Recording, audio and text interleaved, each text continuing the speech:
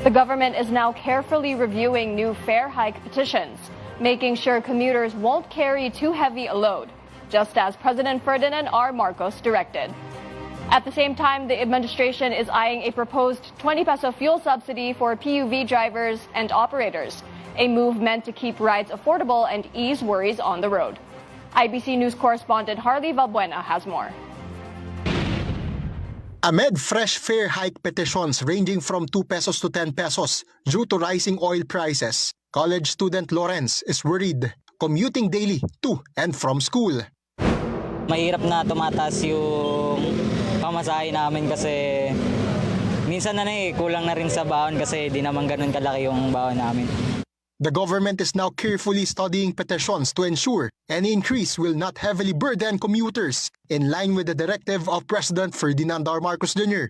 Also under discussion is a proposed 20 peso fuel subsidy per liter for PUVs to run for 1 month, encouraging drivers and operators not to raise fares. This recommendation has already been submitted by the LTFRB to Malacanang.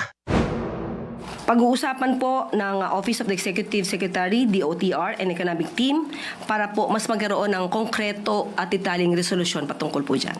The 10 peso per liter fuel subsidy for PUVs is extended until the end of the August. Next week, transport groups such as Manibela plan a 3-day transport strike to protest soaring oil prices. Meanwhile, this is the call of the palace.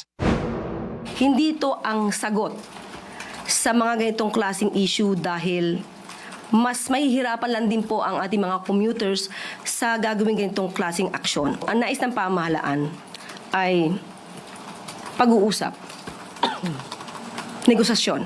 Malacanang assured that all sentiments of transport groups will be heard while also affirming their right to hold strikes. Harley Valbuena, IBC News.